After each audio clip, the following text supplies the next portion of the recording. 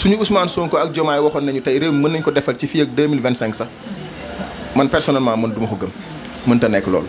looy gën di dund ngay gën a gis li la metti ci saw réew nekk waajur gën a doon lu diis ñaawte fii di gën a law ñu ne ci kaw fàtte ñi ci suuf. waaw salaamaaleykum mbokku internetu Légende TV ñu ngi leen di ziar bu baax di leen jaajëfal comme ni ñu koy faral di defee rek tey ñu ngi fii nga xamante ne mooy Parcelles seet si Mbaye Gueye nekk aussi pro Sonko nekk ki nga xamante ne vraiment képp kuy ànd ak Sonko rek yaakaar naa ñu bëri xam nañ ko ci Parcelles fii ñu fas yéene waxtaan ak moom ci actualité dëkk bi muy Sonko ak ouverture bi nga xamante ne def nañ ko fële nga xamante ne mooy stade Diamniadio Mbaye ñu ngi lay ziar bu baax. ñu ngi lay ziar bu wér a wér a wér. di leen nuyu yéen waa Légende. vraiment Légende rek ça veut tout dire. di leen ñaanal bon télé bi moom macha allah xam nga mooy loolu. ngeen dem fu sore ba dem ba am seen télé bopp. ba ngeen may invité waat comme nii sax incha allah. macha allah waaw ginnaaw loolu maa ngi gërëm waa Parcelles 1 ba 26 di nuyu ñëpp. di nuyu waa marché police surtout bi nga xam ne si laa nekk. xam nga di leen sant di leen gërëm parce que ñoom sax Mbaye Sonko lañ may wooy quoi vraiment tellement ni ma mel si Sonko donc mënu ma fay waa marché police quoi. ok di leen nuyu tamit ñoom ñett bu baax. Mbaye ñu bëggoon xam sa diggante ak Sonko rek ñu commencé foofu avant ñu dugg si seen ouverture campagne. waaw Sonko moom def naa liñ naan ku nekk yàlla dafa am ku mu lay booleel quoi. te Sonko moom yàlla moo ñu boole daal. ndax man depuis ma xam ko maa ngi ko xamee si Yaya Goudiaby benn patriote bu nekk fii Parcelles yor Ivoire cosmétique fii nii donc moom moo tax ma xam kii Sonko parce que moom moo ñëwoon wax ma affaire Sonko jënduloo ma carte de membre ma jënd carte de membre adhéré chaque fin du mois ma doon joxe di si jàpp ba tey yàlla dogal macha allah ma gis ay discours Sonko di ko seetaan dem ba yàlla dogal ma gis ko bëgg ko lool ba mbëggeel gi sax man mënatuma ko nat mënuma sax comprendre mbëggeel gi ma bëgg Sonko waaw te mbëggeel googu c'est sincère te lu sincère la ci man. voilà vraiment foofu la commencé bu ma waxee dëgg Yaya moo ñu boole quoi foofu laa njëkk a xamee Sonko ba yàlla dogal après ma di ko topp nag di ko suivre quoi waaw. nga koy topp di ko suivre nga koy suivre ci lan. ci ni mu bëgg Sénégal wala dafa fekk ci yow loolu. dafa fekk déjà ñun ñu nekk ay patriotes bëgg Sénégal mais dañu amoon ay dirigeants yoo xam ni peut-être liñ doon xaar si ñoom ñun gisuñu ko mais ñu nekkoon ay électroneutres rek nekk suñu liggéey jàpp suñu ñaambur ba yàlla dimbali ñu nag indi ñu ku mel ni Sonko. ñun suñuy valeur li ñu gëm ak li ñu bëgg ak li nga xam ne ñun moom lañ bëgg Sénégal mel ko moom mu ñëw porter loolu projet boobu moo tax ñu topp ko si loolu. am na solo ñu ñëw ci élection présidentielle Sonko yàlla def ngeen gagné. bi ngeen jëlee nguur gi ba léegi bëri na ay polémique nee nañ aussi li ngeen diggoon nit ñi ba léegi. gisuñu ko. yow lan nga jàngat si loolu. donc loolu moom dama si day neex a tontu parce que dama jàpp ni nguur. mënoo ko yor tey lépp dox tey parce que ku nekk xam na ni kër sax boo koy tabax mënoo xëy tey rek indi say suuf tabax tey mu jug nga commencé di dëkk loolu mënta nekk. dëkk dañ koy tabax da ngay wut ay fondements yu solide ay institutions yu dëgër comprendre ay nit ñu intègre ay nit ñu gëm Sénégal bëgg Sénégal te ragal yàlla te nekk ay nit ñoo xam ne ñu bëgg seen réew lañ parce que bu fekkee bëggoo sa réew.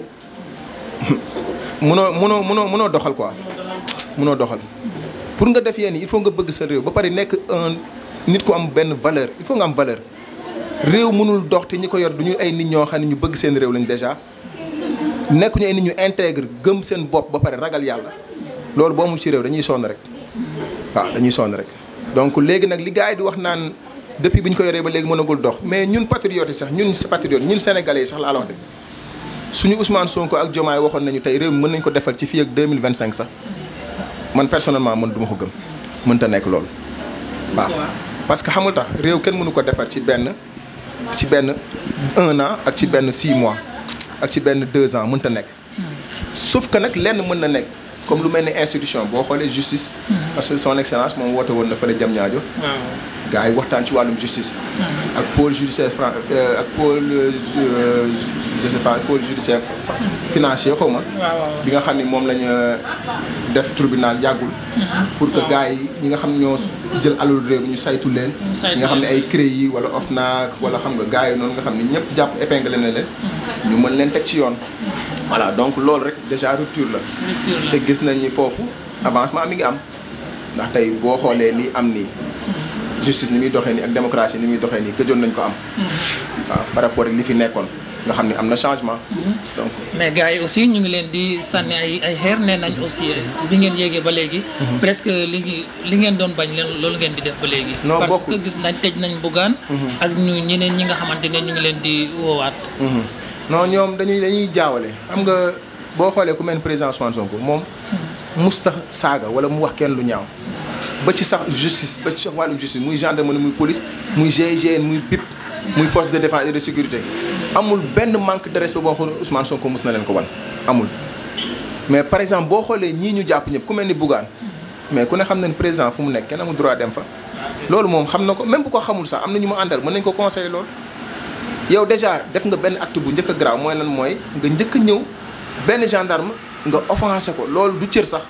surtout en tant qu'un président da nga war a ku koo xam ne da nga aspirer à devenir un président da nga war a joxe un bon exemple dañ na la yamal fii non yamal foofu qu'est-ce que vous voulez que je fasse ñu ne la non y a monsieur le président qui est là tu n'as pas le droit d'être là si tu veux tu peux te reposer quelque part après quand le président sort vous pouvez entrer voilà donc loolu mën na nekk defoo loolu yow tu dis que ni si le président est à Bakel donc nous ne devons pas aller à Bakel.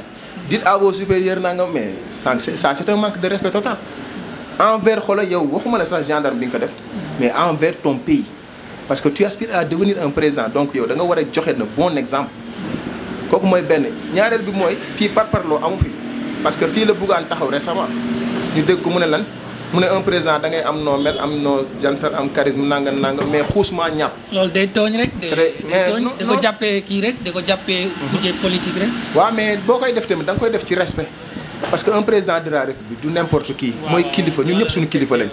ba ci suñu kilifa yi nga xam ne ñoo nekk ci kër yi sax di ñu jiite sax président seen kilifa la. donc yow da nga war a am un minimum de respect pour kooku. xuusmaa ñàpp dafa ñaaw trop ci un président. rafetul daal du kàddu bu rafet. moom bu fekkoon s'il n'aspire pas à devenir un président wala yooyu wala soxlawul réew mi donc mën nañ ko nangul sax parce que tamit bon démocratie dafa am ku nekk ak sa xalaat ak ku nekk ak fi sa xel toll loolu moom dañ koy nangul ku ne voilà man moom loolu laa gis quoi.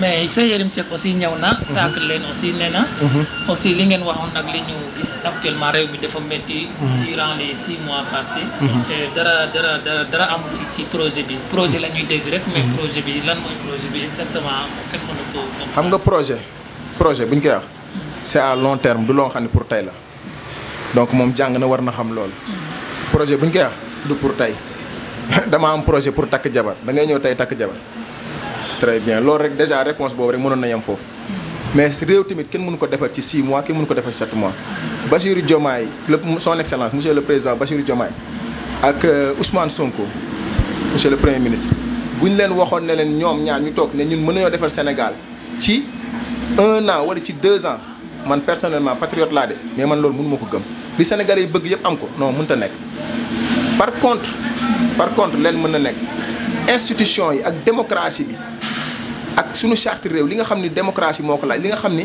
institution yi nga xam ni dafa laaj mu dëgër ku tegul ci yoon ñu teg la ci yoon amul kii amul kaa ñun ñëpp ñoo bokk égal tous ñun ñëpp ñu yemandoo nekk benn non franchement loolu moom gis naa ni gars yi ñu ngi ciy def liggéey bu am solo parce que mel ni le ministre de l'intérieur Jean-Baptiste macha allah mi ngi def liggéey bu am solo ci wàllu woowu noonu sa man sérieusement gëjoon naa dégg sax léegi naa toog lu yàgg presque du ma dégg agression peut-être mën na am nag mais xëy na pan daan naa toog 2 jours 3 jours di ko dégg mais gis naa léegi xaw na wàññeeku tuuti loolu moom gis naa ko. macha allah am na solo.